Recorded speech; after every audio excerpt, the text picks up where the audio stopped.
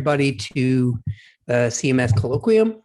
And as most of you probably know, but it bears repeating for those guest attendees, that the way that we run the colloquium is that we have our graduate students and some other members of the MIT community on screen with our guest. And after the presentation, there'll be a Q&A in which folks on screen can directly ask questions, and those who are attendees off screen can ask questions via the Q&A bar. So that is very much encouraged. So tonight, I am going to hand over to my colleague, Justin Reich, to introduce our guest, Joshua Littenberg-Tobias. Great. Thanks so much, Vivek, and thanks everybody for being here. So we make media as a society for many purposes. We make media to entertain, we make media to persuade, we make media to inform. And one of the things we do is make media to educate, to help people build new capacities that they didn't have before. And there are lots of disciplines that can contribute to the study of media that educates. And the learning sciences are kind of a bundle of those differences connected to psychology and cognitive science that are interested in, particularly in sort of technology inflected ways, like how do we create media that most effectively build new capacity? And so Josh and I work in a lab, the Teaching Systems Lab, which is really interested in these questions of how do we help people learn better? Josh has specialties in measurement and evaluation. There are lots of different ways to improve media for education. And one of those ways to improve media for education is to figure out whether or not the things you're doing are working. Or if you say that you want to create media that helps teachers do a better job with anti-racist teaching, what does that even mean? How would you figure it out whether or not your media is doing the things that you want it to do? And you could ask the same question of if you make media, that helps kids, learn to divide fractions, or adults to be able to conjugate Spanish verbs. How do you know whether or not what you're doing is really working? How do you know whether or not it's working better than something else? So that's the expertise that Josh brings to our interdisciplinary lab. And we've been doing some really cool work together over the last few months to figure out how we can help support teachers doing a better job with equity teaching practices. And Josh has come up with some really innovative ways to help us figure out how we're doing using a combination of quantitative and qualitative and computational approaches. So I'm really excited to turn it over to Josh to let you all learn more about the work that he's doing with Marvez and many other folks in the lab. Oh, I wanted to say one other thing, which is that Josh has some job talks coming up for some faculty positions he's applying for. And this is a bit of a practice for one of them. And it's actually quite an interdisciplinary audience at this other talk that he's giving. So you all should feel very free to be very candid in your criticism of Josh's talk, both on the substance and on the delivery. If there's stuff that doesn't make sense or you think doesn't land well, it'd be very generous of you to let him know so he can improve on those things before the live event coming up.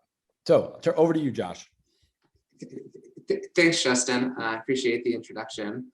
I just wanted to say before I jump into it that this is work that I've been really honored to be involved with, and I've worked with a lot of really great people at the MIT Teaching Systems Lab, including Elizabeth Borman, who was a graduate student in CMS last year, Marvez, who I worked with for a number of years, Chris Buttermer, who's a postdoc, and many, many other people who've contributed to this research. And so a lot of what I'm doing, a lot of it, I couldn't have done it without the help and support and working with other people.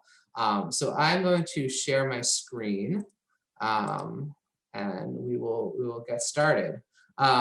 So my talk today is on measuring equity promoting behaviors in digital teaching simulations. And I'm going to talk a little bit how I used topic modeling, which is a form of natural language processing, to understand what's happening in the simulations. But before I kind of dive into the specifics of what I did, I need to give you a little bit of background about teaching and education, to give you kind of like the 3,000-foot view, to sort of understand kind of what we did and why. So just kind of go over how the talk will be structured. I'll start with some background about the topic and sort of why we looked at the things that we did. I'll talk about what are digital equity teaching simulations. There's a lot of words there to unpack. Then I'll talk about the specific analysis that I did using something called structural topic modeling. And I'll explain a little bit about how the inside the hood, how that actually works in practice. And then I'll present some results from a analysis that I've worked on over the last couple of months, looking at a course that we administered last spring. And finally, I'll present some future directions about where I see this research going over time. So to start, just some background. So many of you have heard of the term the achievement gap. So this is a term that's very commonly used in education policy circles. And it refers to the difference in achievement between white and Asian students and Black and Hispanic and Native American students. And so this is something that policymakers have been talking about, for a long time, particularly since the 1980s, and there have been all kinds of education reform efforts to close the achievement gap. I know some of you may have heard of No Child Left Behind, which was under President Bush. Then there was Race to the Top with Obama and the 2010s, and then there was the Every Student Succeeds Act in 2014. So we've had all these iterations of reform. But the thing is, there hasn't been a change. So if you look at this graph that I'm presenting, you see that the achievement gap has pretty much remained constant over time since the early 90s. So with all the education reform doing, there hasn't actually been a change in the achievement gap. And particularly in the last few years, there's been a lot of criticism of even the term, the achievement gap. There was a research that came out last summer that actually showed that if you kind of frame, you show people videos about achievement gap, it tends to reinforce negative stereotypes about African American students. And there is a lot of criticism about framing the achievement gap, framing this thing in terms of a gap. And the reason for this is that by talking about the gap, many people attribute that to the actual characteristics of the students themselves and not to the opportunities that students have, the experiences students have in school. And so by focusing on sort of the outcomes, you're ignoring all of the inputs and all the experiences that students are having that lead to these differences in academic achievement. And so in our work, we often draw on the work of a scholar called named Richard Milner, who talks about this idea of the opportunity gap. So in his work, he says that we really need to focus not just on like achievement outcomes, which are important. We don't want to ignore differences in outcome, but it's also really important to understand the reasons for those differences. And his work, in his work, he talks about all the ways that schools systematically discriminate against particularly Black and Latinx students and all students of color in the way that schools are structured. Who do students have teachers who look like them? What are the dominant cultures within schools? How do schools' rules and policies, how do they affect students? And there are many, many other ways, including curriculum that is not culturally responsive, and standardized testing that doesn't capture all of students' abilities. So these are all factors. In this talk, I'm going to focus on one specific aspect of this, which is this idea of discretionary spaces in teaching. And this idea comes from the work of Deborah Ball, which basically said that in teaching, teachers have a lot of things that they can't control. Often they can't control when school happens. They can't control, what their classroom necessarily looks like, what type of building they're in. But anyone who's been a teacher knows that there are a lot of decisions that teachers have to make every day, and that these decisions can have a big impact on students' experiences. And in her research, she talks about kind of really examining these discretionary spaces and understanding what are the forces that affect what teachers decide to do. And increasingly thinking about how do these discretionary spaces either perpetuate or disrupt racism and racist structures. So for example, if a teacher sees a student who has their phone out, they have a number of different choices of what to do. They can just ignore it and keep on teaching. They can, go over to the student and say, hey, you're not supposed to have your phone out. They can confiscate their phone. They can send the student out to the principal. And all these decisions have implications further down the line. We know from research that discipline in school is connected to the school to prison pipeline. So even though you think, oh, this is a sort of individual decision, all of these things accumulate and add up over time. So I'm gonna kind of transition now to talking about our digital equity teaching simulations. So in these simulations, what we're trying to do is we're trying to capture practice in these discretionary spaces.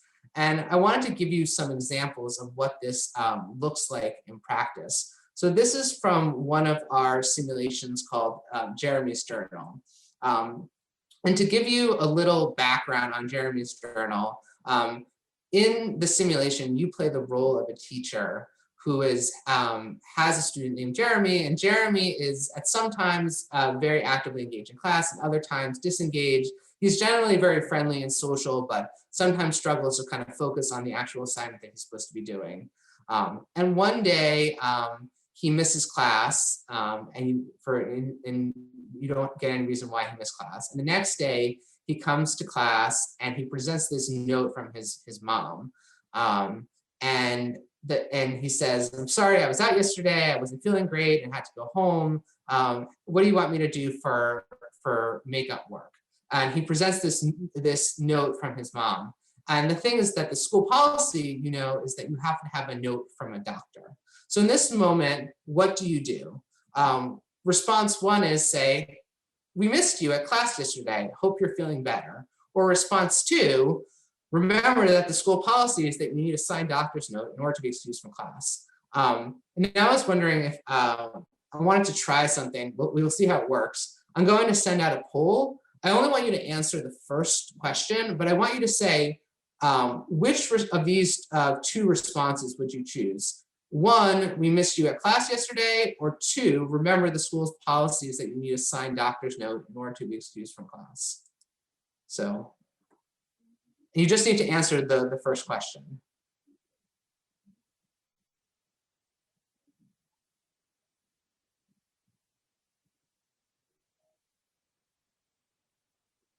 Can everyone see the poll? Okay, I see.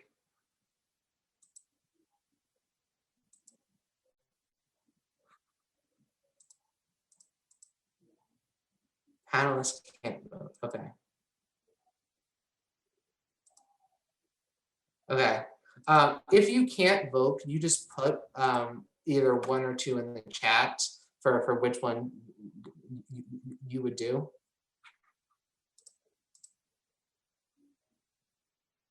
Okay. Okay. I'm seeing a lot of ones. So I think we have an agreement. Many people, yeah. I think everyone's panelists. Okay. So it was good to know that technology is not particularly reliable. So I'm seeing a lot of ones. So these are actual responses that people gave in the simulation when we did this in the course. So these actually represent two different ways that people can respond to the situation. And what we're trying to do with these scenarios is capture these individual moments of teaching and provide people with options like, what do I do? What would I do in this moment? And once you do that, give them time to reflect on, why am I making the choices that I'm making? Are these choices actually, are they perpetuating racism, or are they disrupting it? And so why simulations? So simulations have a number of affordances that make them particularly useful for talking about things about teaching. One of them is actually, some people might see it as a limitation, which is that in a simulation, you are representing some parts of reality, but not all of it. So a simulation, by definition, is not capturing everything about a real life teaching situation. But in some ways it actually works to our advantage with teaching, because teaching is extremely complex activity. Anyone who's ever stood in front of a class of students knows that there's a lot going on at any particular moment. And so what we're doing in our simulations is we're breaking it down into simpler parts in order to focus people's attention on particular things. And so it allows you to really focus on discrete aspects and moves in teaching, rather than having to try to kind of comprehend a large situation where lots of things are happening at the same time. Another thing that is particularly good about simulations is that it allows you to practice skills within a kind of simplified, lower stakes setting. And this is particularly good for novices who might not be ready to take on sort of a more complicated situation and might benefit from doing things in a lower stakes, simplified environment. But even for more experienced teachers, it's often helpful to take a step back and kind of be reflective and think about, okay, now that I'm out of my classroom, I'm out of my student, what would I actually do in this situation, and really think about it and talk about it. And the final thing that is helpful with simulations is that it allows you to kind of provide opportunities for targeted reflection and feedback. And I use the term targeted here intentionally, because one of the things we know about learning new skills is that it doesn't necessarily help to kind of do the same thing over and over and over again. What allows you to improve is this idea of deliberate practice, focusing on a specific skill set and getting feedback on that skill set. So what we're trying to do in our simulations is really be very intentional, focus on specific things and using those for opportunities for reflection and feedback in order to facilitate learning. So I've kind of set up some of the background about influencing our work. I talked about why simulations. Now I wanted to talk a little bit about actual types of simulations we built. So the Teaching Systems Lab has developed a platform called Teacher Moments. I know many of you are familiar with Teacher Moments either through the Teaching Systems Lab or our EdTech Design Studio, or just sort of being around the CMS department. But what's really cool about Teacher Moments is that it's a platform for authoring simulations. So anyone can go and build their own simulations in Teacher Moments. It's free, openly licensed. People can use it however they want. And we've had more than 300 scenarios authored within Teacher Moments and have had more than 6,000 users, and more people are using it every day. So I definitely encourage you, if you're interested, to check out Teacher Moments and kind of see sort of some of the features of it. I wanted to give you a flavor of what a Teacher Moments scenario actually is like. Many times when we talk about these simulations, people assume, oh, you're doing something in VR, or you're doing something that's sort of, different from what it actually is. And so I think it's helpful to actually kind of see what a simulation looks like. So I'm going to play about a 3-minute clip from one of, and I'm going to share computer sound so you can hear it. So this is a clip from one of our simulations called Roster Justice. And the background to this is, in this simulation, you play a teacher who a few weeks before school, you get your class roster. And you notice that the computer science class that you're supposed to teach, the rosters are in balance. So even though your school is 50% African American and Latinx, the actual composition of the class is mostly white and Asian and male students. And so you go to the principal, Mr. Hall, who is played by Justin in this scenario. You're going to have a conversation with him about the class rosters.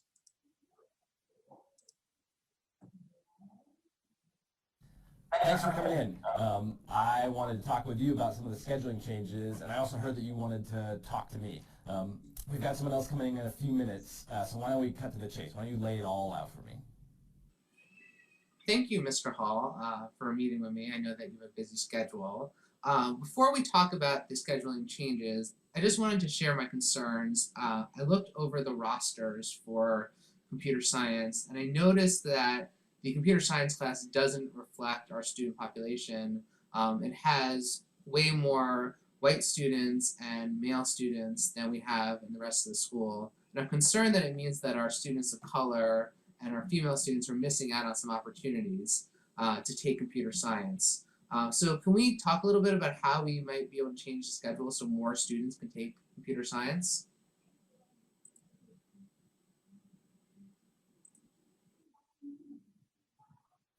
Well, first I'd like to say thank you for bringing the issue to my attention. I get your concerns, really I do. Unfortunately, there's not a lot that we can do. School is starting just 3 weeks from now. What are some quick fixes that you or I or someone else could do right now this year?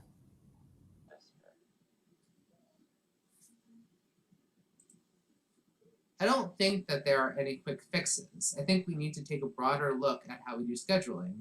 Because of the way we schedule things, we ended up systematically excluding a group of students from computer science. And these are students who historically haven't had opportunities to take computer science classes. So I think this is a serious problem that we need to address.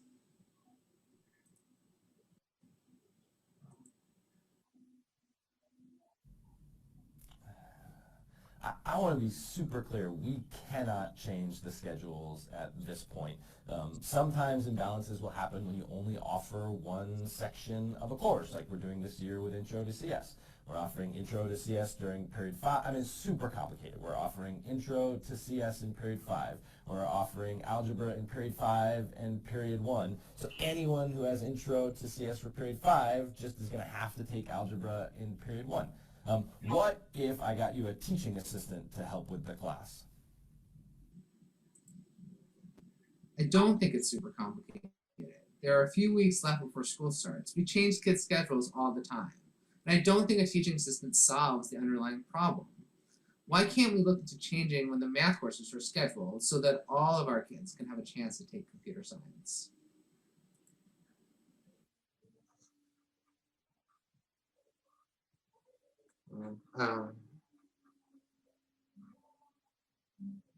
See if I can get out of the demo. Okay. Thanks for coming in. Thanks for coming in. So hope you guys enjoyed that scenario and appreciated having Justin play the angry principal. I know that one of the things I find, even though I've done this scenario many, many times, is every time I do it, I still feel that jolt of like, oh, I'm talking to the principal. Like, what's he gonna think of me? Like, how can I make this argument? I think that that kind of shows the affordances of these types of simulations, that even though I'm just talking to a video, I know that the video isn't gonna actually respond in the moment. It's not a real person. I still feel that emotion as I'm going through the scenario. And a lot of our simulations are like this, that even though they're not necessarily capturing all the authentic, what it would be like in the moment, there's something about it that makes it feel very authentic. And we found when we've done this with now thousands of people, people often say, yes, it does feel authentic. It feels like something that would actually happen in real life.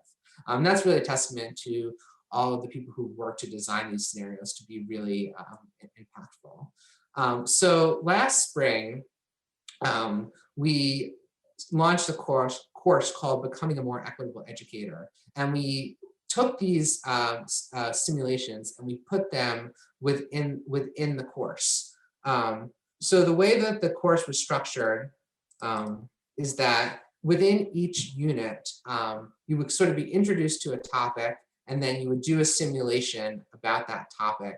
And then after you did the simulation, you would watch a video of other teachers. We actually went to different schools around the country, did the simulations with the teacher, and filmed the debrief of a debrief with them doing the simulations that included interviews with individual people talking about the decisions that they made. So even though it was an online course, this was obviously last March, like right when COVID was starting.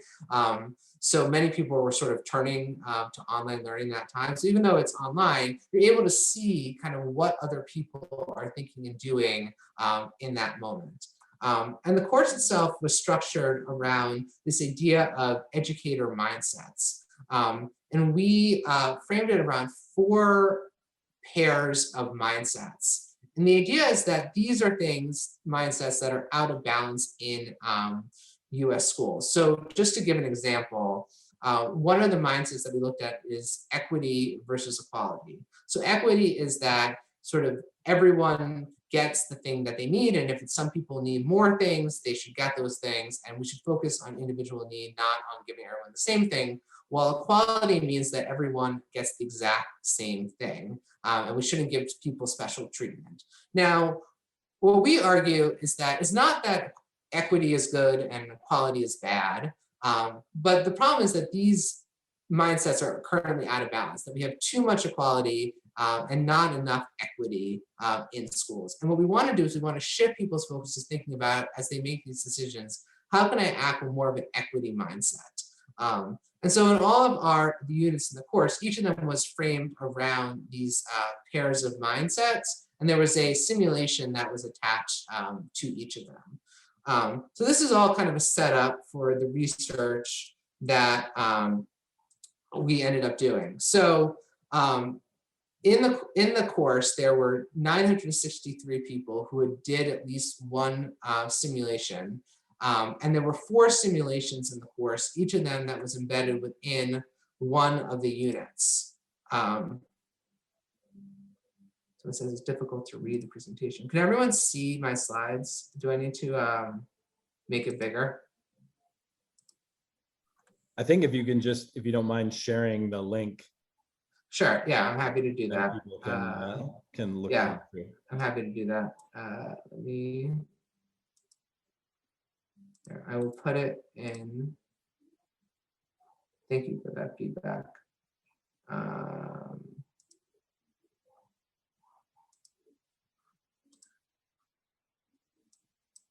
Okay, I'm putting the link in the chat so people can take a look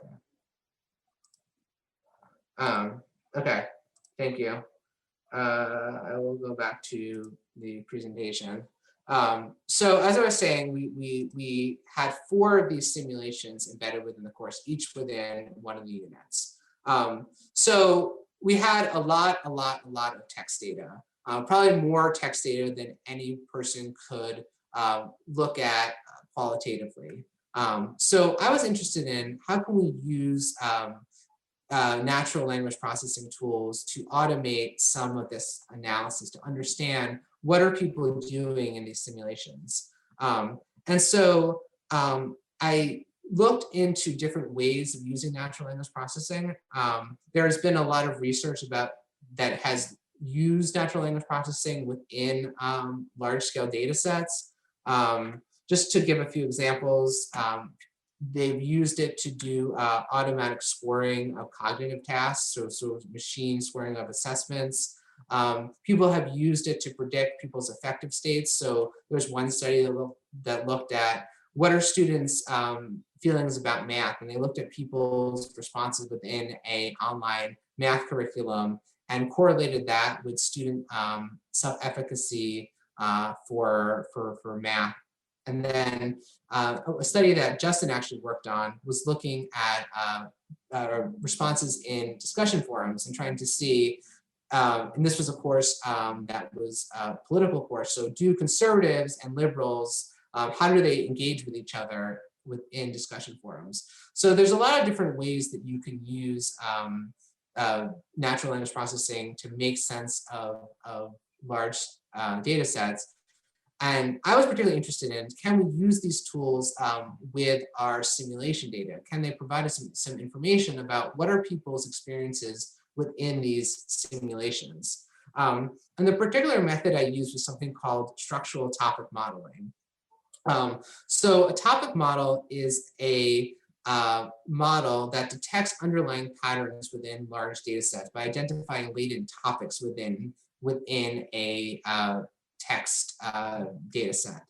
And what's nice about topic modeling is it does not require any a priori assumptions about the structure of the data. So you don't have to have labeled data in order to use topic modeling. It draws the topics from the data itself. So this was particularly good because we didn't have any labeled data. So it was particularly good for this type of data set. And we were also interested in exploring, like, what are people doing within the simulations. We used what's called a mixture model. So this is how the topic model works. It basically estimates a probability of a topic appearing within a text and a word appearing within a topic. And I'll kind of give you a little illustration of how that process actually works. And the particular form of topic modeling that I use allows you to include covariates that allow you to see associations between a topic appearing and some characteristic about a person. And I'll kind of dive into that a little bit later and show you how that worked within our analysis. So this is kind of the pipeline for how structural topic modeling works. So kind of the input is your text data. And in our case, it was sort of a big Excel file with each row was a different response within the simulation. So most of the simulations you saw, sort of 3 of the ones from Roster Justice, all the simulations were basically kind of prompts, and then people wrote in or said their answers, and we automatically transcribed those answers. So you kind of have this big, basically Excel file of data. And so you take that data, and the first thing you do is you have to process that data. And this is important because within those pieces of text, there's a lot of words that are not that informative. So things, conjugations like and or prepositions, pronouns, like all those don't really provide you a lot of information about what's happening within the text. So the sort of general accepted rule is to kind of pull those out of the text that you're looking at. Another thing we did was stemming, which is to say like getting rid of all of the conjugations. So like, for example, explore could be explores, exploring, explored, exploration. It took all those and kind of made them one single word. So that way it focuses on the content and not on the particular way that it's used within a sentence. Another thing that we did is we separated it out by line. So I was interested in topics appearing within individual responses, and I thought that there might be multiple topics. And so a way to kind of pinpoint when a topic is occurring is by separating it out into individual lines. And this kind of ended up giving us, even more rows of data to look at. And finally, under the recommendation from the authors of the structural topic model, I removed infrequent words. So words that didn't appear that frequently within each document, took them out. We ended up still with, over 1,000 different words within each simulation. And kind of what you end up with is this document term matrix. So it's basically like, think of like a big Excel file, and each column is a word, and each row is a different piece of text, or what's called in the natural language processing world, documents. So basically, if a word appears in a document, it's coded as 1, and if it doesn't, it's coded as a 0. And this is for every single document in the text. And what the structural topic modeling does is it takes that really big matrix and it kind of looks for correlations between words within documents and documents that have the same word. And it kind of spits out a set of topics that have certain words that are associated with them, and documents that have certain topics that are associated with them. The challenge is that you have to specify in advance how many topics you want. So the topic model will spit out 60 topics, it will spit out 5 topics. You have to figure out, kind of using some metrics, how many topics do you actually want the model to produce? And there's a number of different ways that you can do that to kind of figure out what is the right number of topics to extract. The larger issue is that the topics don't come pre-labeled. So it's not like it spits it out and says, this topic is about, baseball. Like you have to assign those labels yourself. Now, sometimes it's more obvious and sometimes it's less obvious. Those of you, if you're familiar with factor analysis or cluster analysis, the same issue where the model will kind of group your data, but then you have to, as the researcher, have to figure out what does this data actually mean. So I'm going to kind of walk you through an example of how we kind of came up with labels, and this will sort of kind of show you how the topic model works. So these were 2 topics that appeared in the model that I ran for Jeremy's journal. So one of them is topic 7. And in this graph, the purple dot is the probability of it appearing within topic 7, and the it was actually reversed. But the green dot is the probability of it appearing in topic 10. And so I was interested, and this graph kind of illustrates both the probability of a word appearing in topic 7 and then the probability of it appearing in the other topic. And you can see that certain words are more likely to appear within one topic and less likely to appear in the other within another topic. So for topic 7, the words today, yesterday, better, feel are very likely to occur within that topic. While for topic 10, doctor, absence, note, mom, those ones are more likely to appear. So this is kind of giving us some sense of like what is actually going on in that topic.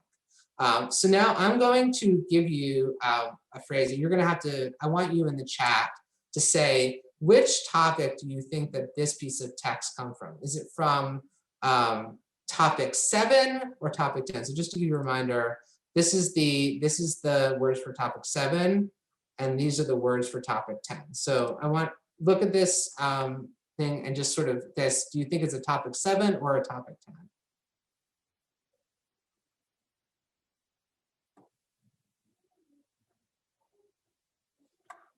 I'm gonna go back to the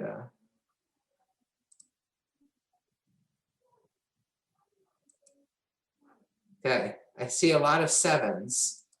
And you were right, the model agreed with you. It said there was a 75% probability of this piece of text containing topic 7. Now, let's try this one. Remember the school's policy is that you need to sign doctor's note in order to be excused from class. So is this topic 7 or topic 10? Just write in the chat.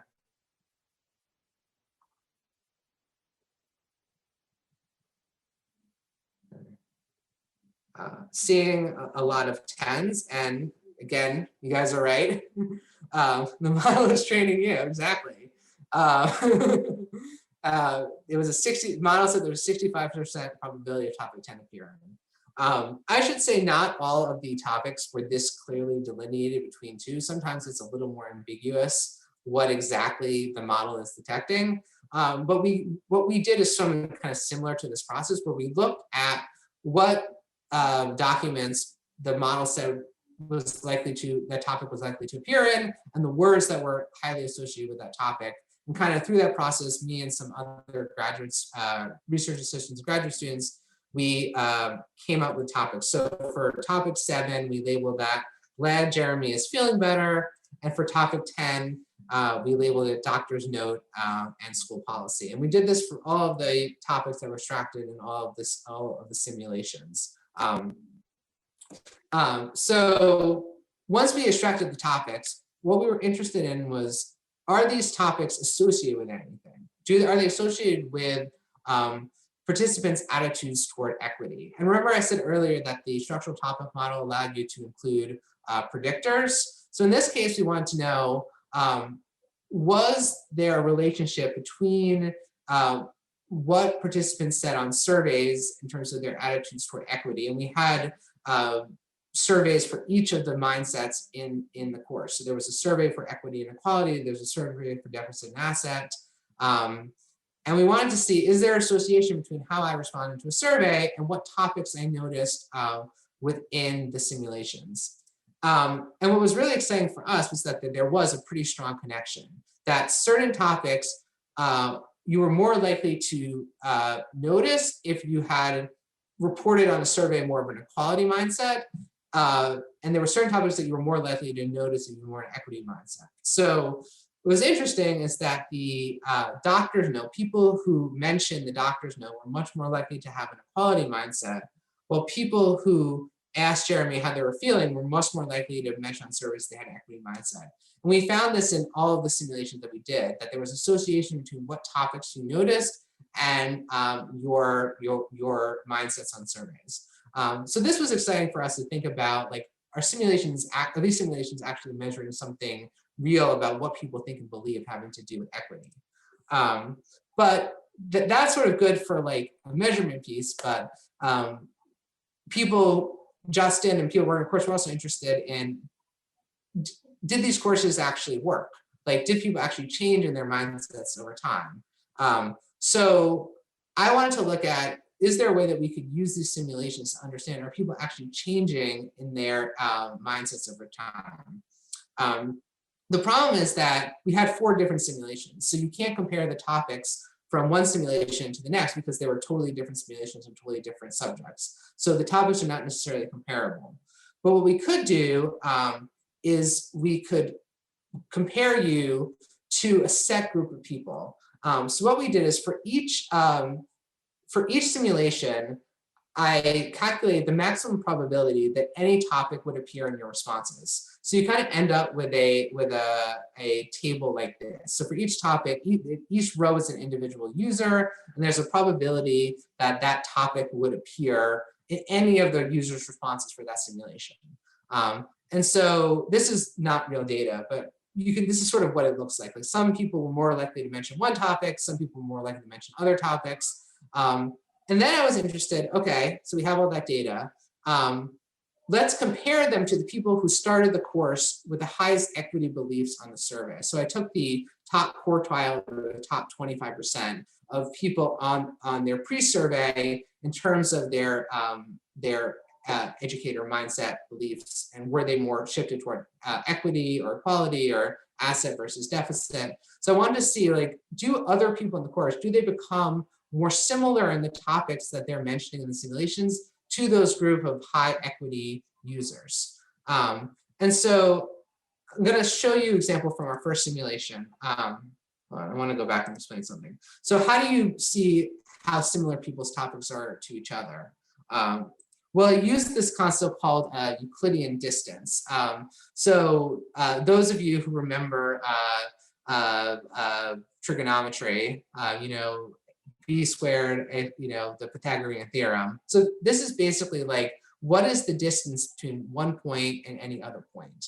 And I basically took each person's topics and looked at, okay, how similar is my responses to this other person's responses? And the closer my responses were to their responses, the more similar I would say that my responses are. And so you can see in this example, like, if these are like the top reference group, this person's responses is closer to this person's responses. Now, this is just not what the data really looks like. It's actually not 2 dimensions, it's many, many, many dimensions. But this is sort of a basic idea of what we're talking about. We're talking about distance.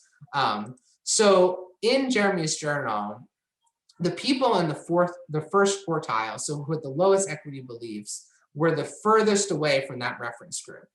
So their responses were the least like that top 25% reference group. And these percentages here, it represents sort of on average for any topic, how far percentage-wise my response was. So it's not a huge number. It's not like, 30%, 60% versus 30%, but on average, there's about a 4% difference on any topic between someone in the highest group and then someone who started in the lowest category. And so it's interesting, this is the first simulation. How did people change over the 4 simulations in the course? And so what was really exciting for us is that in the first simulation, you see that these other people in the first, second, and third quartile, they're all kind of further away from the people in the fourth quartile. And as they progress through the course, they all get closer both to each other and to the fourth quartile. So I think what this is showing is that people are becoming more similar over successive simulations. And in this data, I'm only looking at people who did all 4 simulations in the course. So it's not that people are dropping off and the less equitable people are leaving. Basically, we're actually seeing people are changing to become more similar to people in that fourth quartile over the course of the course. So just to summarize, natural language processing tools such as structural topic modeling can help with these large simulation data sets to understand what's happening in these simulations and to identify topics that are emerging. And what was really exciting for us was we would kind of bring these results to our designers and they would say, yeah, I actually included that thing in that simulation on purpose. I wanted to see how people would respond. So it's interesting that the machine learning model was actually able to pick up on some of those nuances. The second thing is that what people noticed and mentioned in the simulation was associated with their beliefs and attitudes. So it's suggesting the simulation is capturing differences between people and how they respond to different types of situations. And finally, that interesting way of evaluating learning is that we can see by comparing simulations over time, we can see how people changed in terms of their beliefs and did they becoming more similar, converging with one another as the course progressed. I know we're running short on time. I just wanted to briefly talk about two future directions.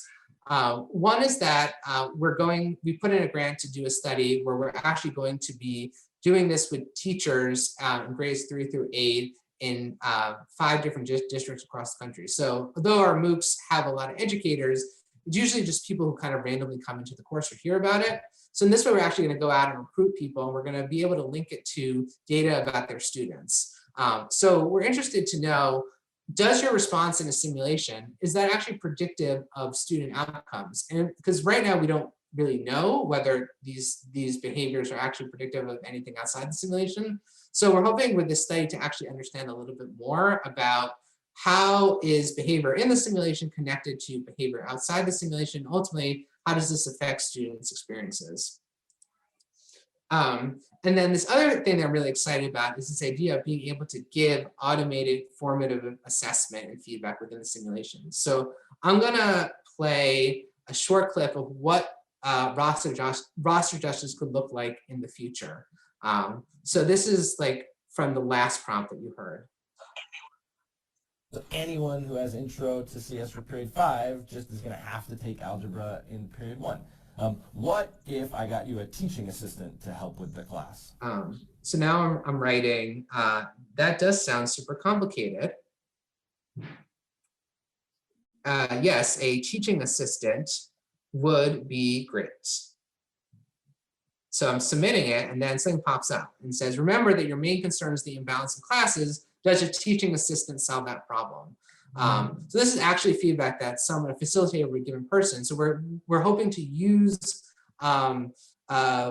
machine learning models to actually be able to detect, like, when are people saying, yeah, a teaching assistant would be great, to be able to give them that automated feedback. This is something Marvis actually has been doing a lot of work on over the past few weeks. So I'm hoping that this is something that we could actually implement in the near future. Thanks again for listening to my talk. I'm glad I was able to come and talk to you, and I'm really excited to hear your questions and to hear kind of what you think about all this.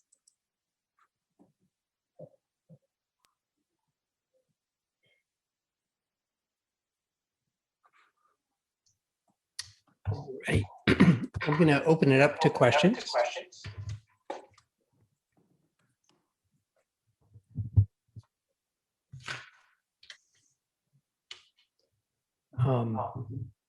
I have one myself. I guess I wanted to get a sense of, I wasn't quite clear on when you showed the simulation the first time. Yeah. How that works in terms of how it's been, how the simulation has been built to respond to verbal responses. Mm-hmm. Is it, and what responses, like pre-recorded responses, mm-hmm. from the principal, mm-hmm.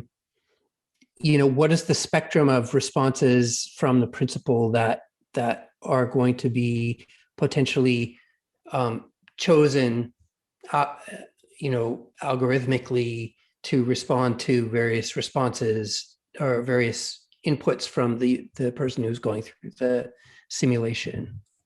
Yeah, that makes sense. That's a really great question.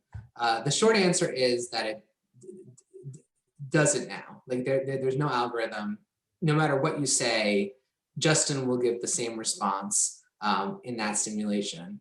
I think there's actually two things. One is that when we built this, we hadn't sort of started to develop the technology to be able to respond in real time, to have more responsive video. But the other thing is that often if you're having an argument with someone, like what you say does, like, you're actually not talking to each other. You're actually like having a conversation where like you say something, the other person just sort of ignores what you're saying. So we've actually found with the argument types of simulations that it actually works pretty well to have somebody have a conversation with someone who totally ignores what they're saying. And the person who designed this also was really knowledgeable about schools and how these conversations works. And so when she was designing it, I think she really thought about like the types of things that a principal would say in that moment. Yeah, I was actually going to say that the lack of varied responses from the principal is probably closer to reality than if you tried to create multiple responses. Yeah.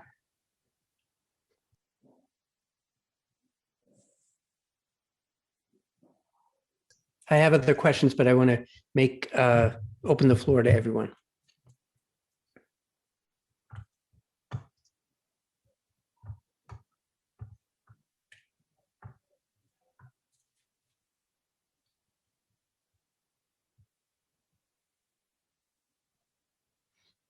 Well, I have my next question, which is just related to the future directions that you just spoke about, and you were talking about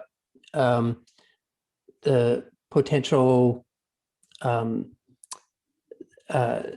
testing in the field, where I just remember the number 252. I don't know. Yeah. I don't remember if that's 252 teachers or schools. Teachers, right? Okay. And so I guess the question that I have there is, if they are self-selecting to take part in the simulations, is it, how are you correcting for the possibility that those teachers who are open to going through these simulations that are geared towards, shaping or geared towards guiding people towards a more equity-based mindset,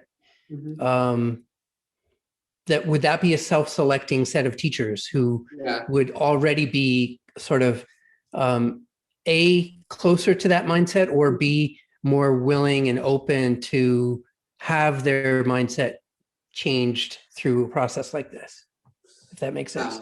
Yeah, so I actually think what you're pointing out is a good observation about the course, the online course that we did, because the course is sort of open and free and anyone can take it, but the types of people who take it are the types of people who already care about equity issues. So one of the challenges kind of right up front is that there wasn't as much variation in the types of responses as we would have liked. So like even those, I would say like, I said the low equity, the first quartile, but that first quartile probably in most schools would actually be probably like some of the more equitable educators within that school. The people who are probably like the most in need of the course are probably the least likely to be taking it.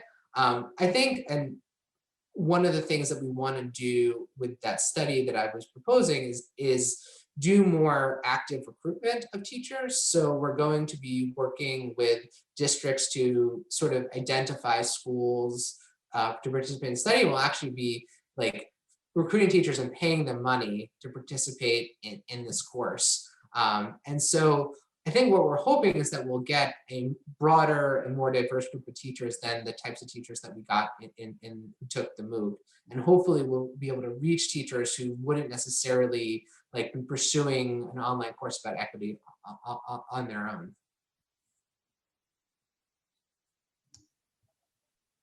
Roya. And then Tomas, was that hand? No. Okay. I was curious, and sorry, I'm outside, so if you can't hear me, that's why. I know that something we've thought about a lot on the project that I work on in the lab is sort of how we transition a shift in mindset to a shift in practice. And I would love to hear kind of your thoughts on that in terms of this work, and where you see that going with kind of the implementation with teachers. Yeah, I mean, I think it's a it's a measurement challenge, especially in a MOOC, because we don't know in advance who is going to take our course, and they kind of show up, and it's not like we can like be like, okay, we're going to go to your class on this day. We actually were planning at one point to send Chris Buttermer, the postdoc who works on this project. We had a whole plan last March that he was going to like find schools and contact them and travel all around the country to do observations. But then obviously COVID happened, so that's not that kind of was no longer a possibility. But I think that it would be like, I'm really excited about the work that you're talking about in Inspire Math. I think it would be really interesting to actually see kind of what are teachers like. If someone does something in simulation, is that related at all to their actual practice? And is there a correlation there?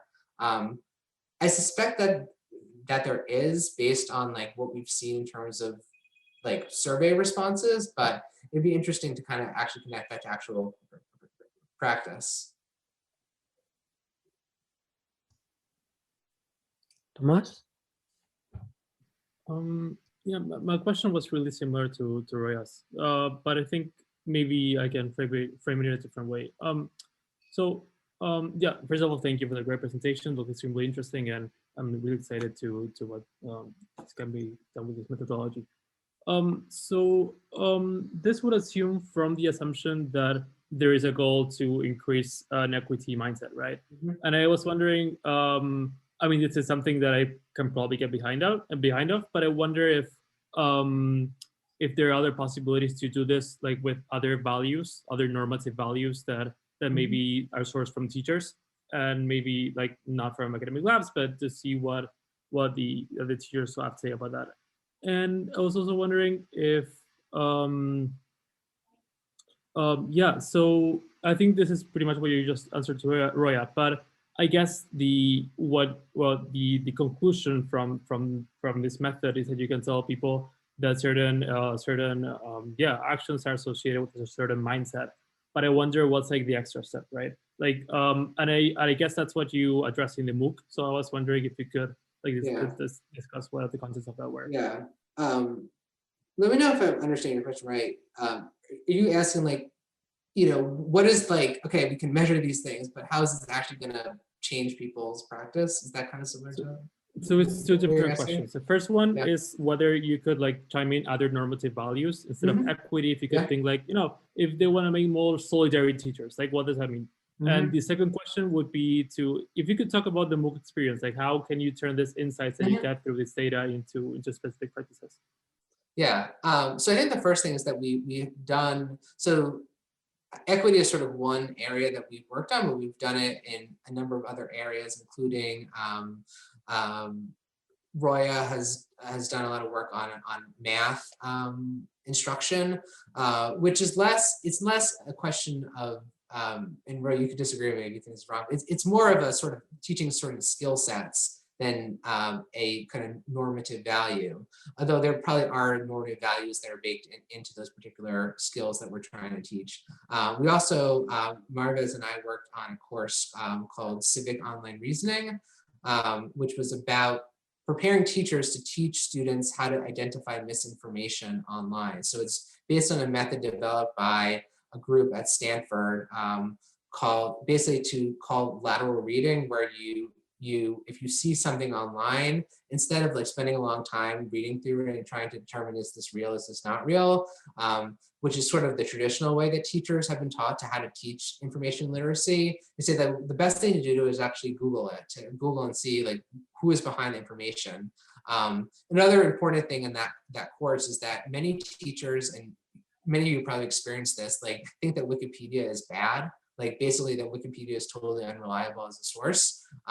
But we know that actually, there are some issues with Wikipedia, but it can be really reliable, especially for finding sort of basic information about something. And Wikipedia also cites a lot of sources, so you can go to those sources and look up the information. So that we actually developed practice-based simulations to like have people kind of do the exercises to see how much they've learned about that particular skill set. And Marvez has, I hope this is okay, I'm plugging your work, but they've done this really cool classifier that basically detects like if responds to one of these tasks and say like, okay, did you figure out that this tweet was from a parody account or not? And we're hoping to use those to give people feedback on learning. I think ultimately, so like answer to your second question. So we have some data from our course and it's all self-reported. So, you know, take it whatever grains of salt you need to, that people over the course were more likely after the course, and particularly 4 months afterwards, to discuss equity issues in their schools and to participate in networks around equity. So there's some evidence that the course, after taking the course, people are more likely to engage in actions around equity and learning. And I would really be interested in learning more about like, what does that actually look like? And is there a relationship between taking the course and doing these things? That's actually one of the reasons why we're proposing this study is to do a randomized experiment where we randomly assign teachers to take the course and we see does it actually change their behavior. So I think it's definitely something that I'm really interested in as research, and also interested in like, can stuff like a online virtual course, can that actually affect behavior in the real world? Great, thank you. Ambar, and then there's a question in the Q&A from Will. Ambar? Thank you, Vivek and Joshua. I was wondering, so when you when you ask us like which option would we choose, we all chose one, right? Mm-hmm. And like that relates to equity, but I'm just wondering, like, even though like if teachers answer one and they are more likely to think about equity, also I guess like the school rules also affect, right? So I was wondering if you have thought about actually making simulation to change the way the principal thinks about it, rather than the professors, because they could, you know, like they could think about equity, but you know, like the rules are the rules. So I'm not sure. No, I think that's a really great point. And it's something that, you know, comes up a lot in the course, is that, you know, we intentionally frame the course around these sort of individual moments in teaching. And the reason we did that is partly because those are the easiest to change. So like I, as an individual teacher, I can like make the choice to like interact with the student differently, or push for something, or like bring something out with my colleagues. It's more difficult to sort of teach more systemic issues. I think our theory of change is that like if people start to notice these things in their practice and they start to talk about it with other people, that kind of builds up the momentum to sort of change some of these bigger things. So like, you know, an individual person saying like, hey, actually, like, let's think about how our school's policy about the doctor note, how does that affect, you know, students who may not have health insurance or may not be able to easily get to a doctor, may not have the transportation. Like, how does this policy affecting those particular students? So I feel like we start with sort of the individual, and that can kind of lead to some of the more systemic changes. Great. There's Will's question, and then Emily added on to that question. So I'm going to read these so others can hear them, but feel free to follow along in the chat bar. So Will writes, I'm interested in the notion of discretionary spaces in classrooms and the types of situations in which they arise. I'm curious about how you go about deciding which specific types of discretionary spaces / scenarios to focus on in the simulations that you develop for the courses. And then Emily adds, it's also interesting to think about whether or not teachers understand them as discretionary or not in particular contexts, and would interact with changes in their interest in enforcing school rules, Mhm. which, yeah, so we, Yeah. So all these scenarios are developed based on sort of real things that happen in schools all the time.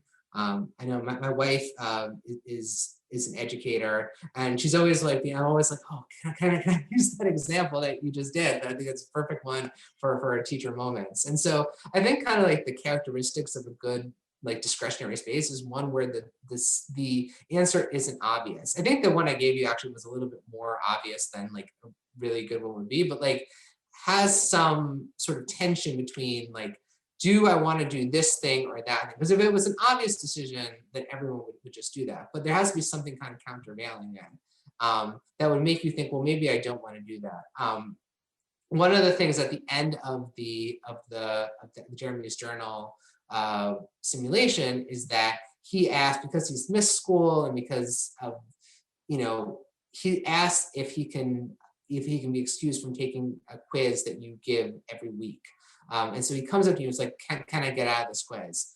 And whenever we've done this, we've gotten many, many different responses. And there isn't really a right answer. It's not like if you give him the quiz, you're like not equitable. And if you don't give him the quiz, you're equitable, or vice versa. Because there's reasons for wanting to give him the quiz. I think what's important is like your reasoning behind it. So many people will say like, oh, I am giving him the quiz because I want to know how he's doing, and then I'll give him feedback and we'll talk about it and I'll understand more about like what is going on with him, versus someone who's saying, oh, I don't want him to give him the quiz because like everyone else has to take the quiz and that's just the rule and he's got to adjust. This is the real world. Like no one's going to care about his situation at home. So like the decision is not as important as the reasoning behind it. And that's actually why I think that the natural language processing is so important. It's because we could just construct these scenarios as like multiple choice, like do this or do that. But that doesn't kind of tell you like why did you want to do this? And that's where I think some of the text analysis stuff really comes into play. It allows us to understand some of the nuances of why people pick something and not the other thing. Marvez. Great presentation, Josh. Well, I just was wondering if you could go into a little bit more about like the development of the scenarios, like who are the designers and like how we plan for research, especially in the context of IES, where we're going to be doing it over all these districts with all these different teachers in different contexts. Yeah, you're saying like how do we design it to work for different types of audiences? Yeah, I mean, I think like one of the challenges, especially in a MOOC, is that you're doing it for a global audience. So you're doing it for people who are like may not be as familiar with certain things in the US context. I think what works well is when the scenario is like a universal enough experience that many like people could identify with it. So even if the specifics are not the same, I know this is actually something where I thought like originally like, oh, people aren't going to get this Jeremy's journal scenario because it's so like specific to like US schools. But when I actually looked at the data, a lot of people got it, really understood what was happening there, even if they don't understand, even if like the specific details aren't important. And that's where I think that the characters and their arc is really where, and I guess this kind of connects to the media piece, like this is what makes the scenario meaningful as a learning experience, is if you can kind of connect to what's actually happening in this situation.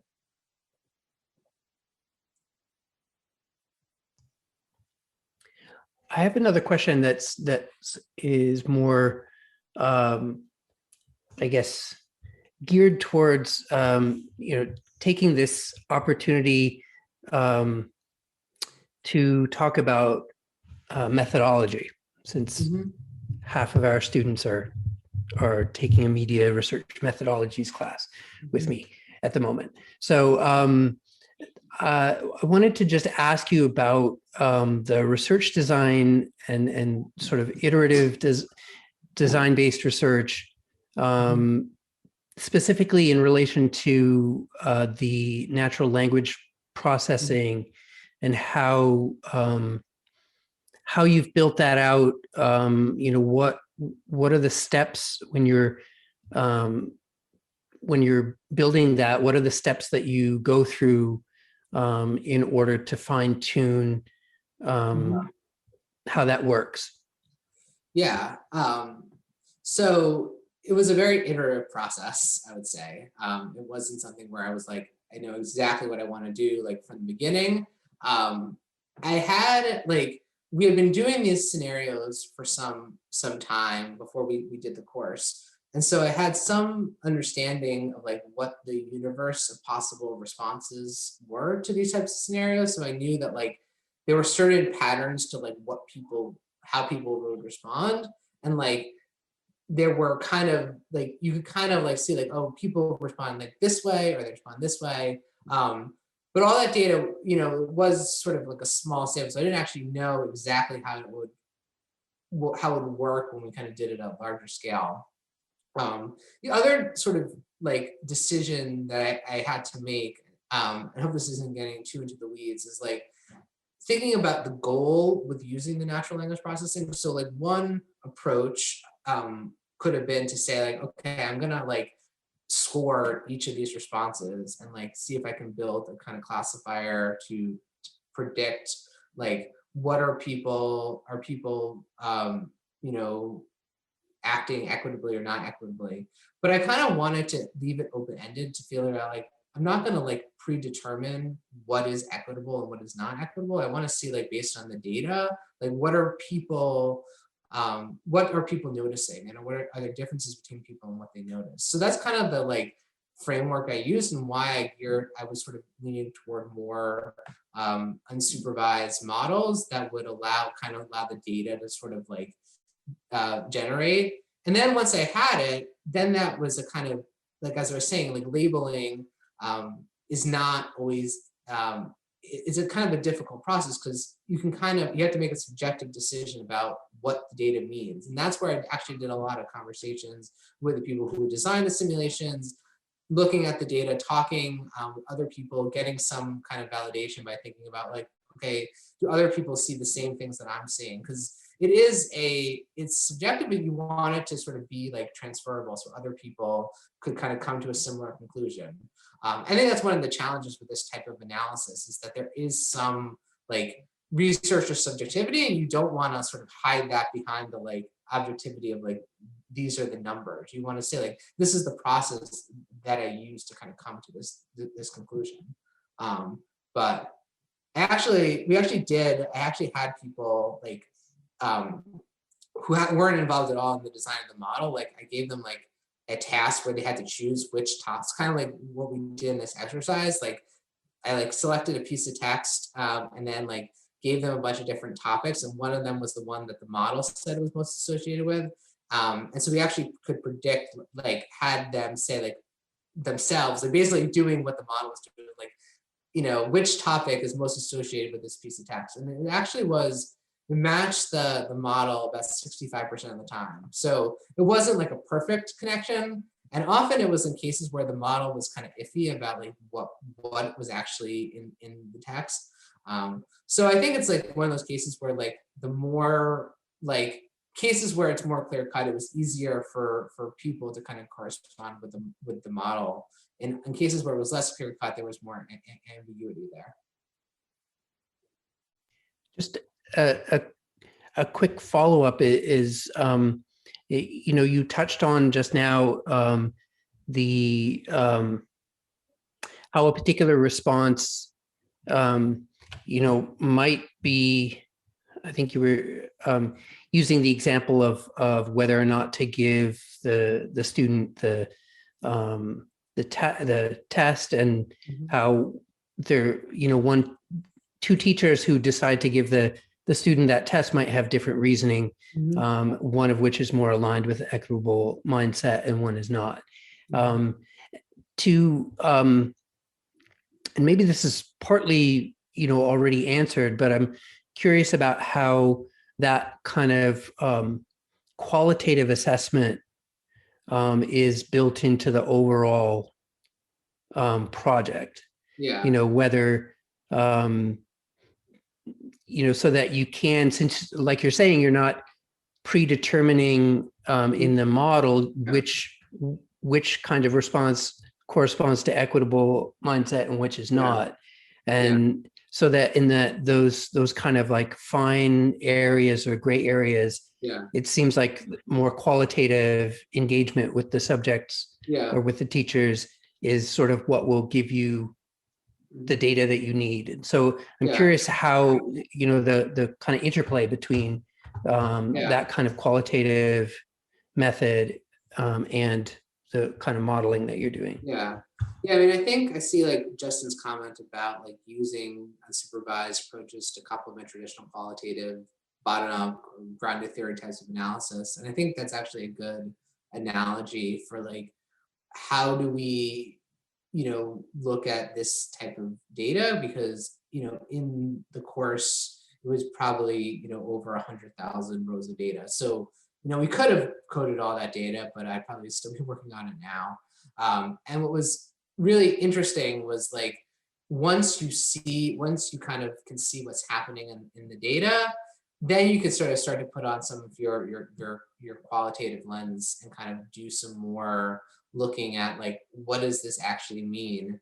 I'm sort of, my training is quantitative, but I also done some mixed method and qualitative research. And I'm sort of interested in kind of that space of like, how can we use like large data numbers, but also kind of understand like, more qualitatively, like what are people thinking and how is it, that you can't actually, is more difficult to capture with like a multiple choice like survey item. So this is why like I'm very excited about this type of methodology going forward. Great, thank you.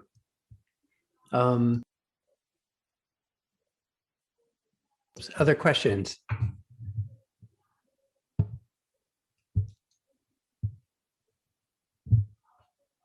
Okay.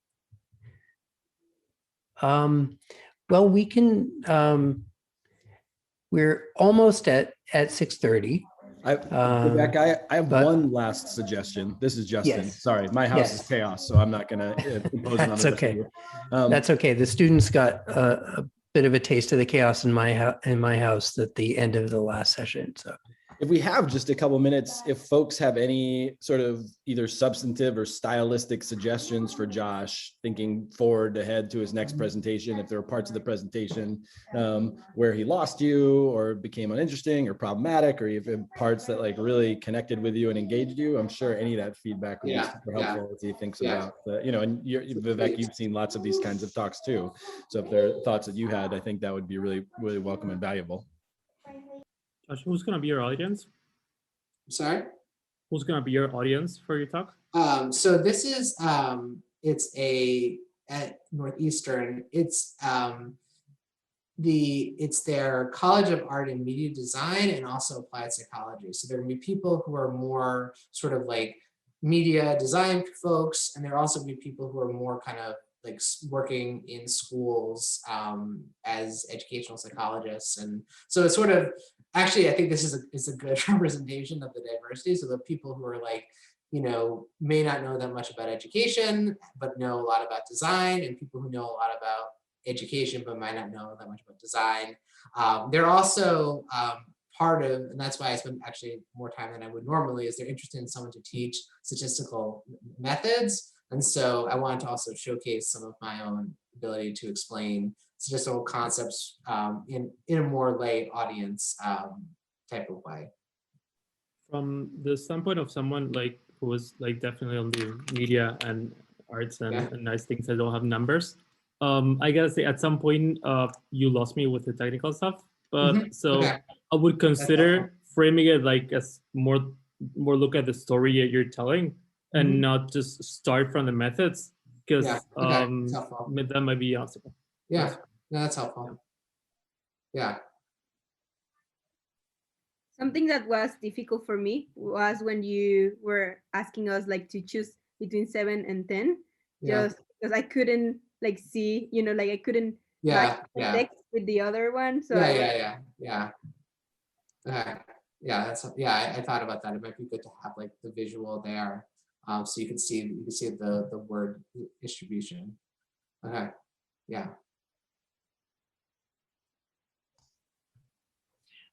I guess one thing, and this was behind, I think one of the questions that I asked was, I was that the first time when you were going through the simulation with the video responses from Justin, it wasn't, you might want to do a bit more contextualizing there in terms of what the user experience is. Yeah, exactly. In part, I think it was, I was hearing your voice in audio, right? But it wasn't in real time. Yeah. Okay. Right. So then I got confused about like what, for a person who's actually going through that simulation, what are they inputting and how? And then how are they experiencing the response? Yeah, that's a good point. Yeah, I actually thought about that as I was reading, like, are people thinking, how are people thinking that I'm talking in real time?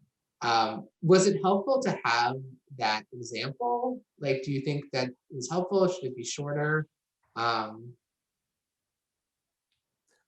I appreciated that example. Yeah. Because in part because of showing people what the actual experience is going to look like for the teachers who are going through the simulation. Yeah.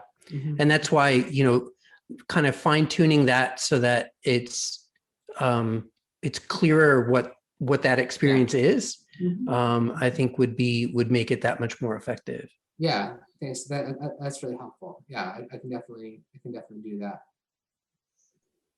Just as a point of clarity, I was wanting to make sure I understood properly that people can respond however way they want when they're in the simulation. And those two examples you gave us at the beginning were just like common examples that represent. Yeah. I think that's true. So there's sort of like, these were two responses that people gave and like kind of could give options. I could have it actually be like open-ended. I just wanted to sort of get the sense of like the binary, but I could probably make that clearer that these were like examples that people gave and that it's not like in the simulation you have to choose between these two. I think then to the documents that you're feeding into your model would be helpful. Yeah, exactly. But yeah, I think that I could make that point a little bit clearer. Then now that I understand, just to follow up on that, one question I had was whether after getting these results, you sort of looked into some of the responses themselves to see whether the kind of, I think, convergence you were showing was like a meaningful convergence, or whether people might be using the same kinds of words, but in different ways based on maybe the model. That's a good question. That's actually not something that we've done. I've thought about it, but I haven't actually kind of like done a more, I think you would sort of need to do a kind of qualitative analysis to actually like look at like an individual person. I think that like it is very possible that it is people are picking up like terminology in the course and then using it in the simulations, which is not like a bad thing. Like I think that's actually kind of what we want, is like people to sort of like learn things and then apply it. But I think, and I hope this didn't come off as saying that, I'm not saying that now they're like becoming more equitable and now they're within the course and they're like, doing all of the equity practices. I think this is a longer term process. I think what we're showing is that people within the simulated concepts are being more cognizant of the type of issues that someone with already a high equity mindset would see in that type of simulation. Great. Thank you so much. And in order to not repeat last week's explosion of my daughter from the background, I will thank you and thank everyone who joined us tonight, and thank you all for your questions and your feedback. Break a leg. Well, don't literally break a leg, but if you have good any luck. other feedback, please feel free to get in touch with me. My email is jltobias@mit.edu. So any feedback is very welcome. Great. Thank you. Bye.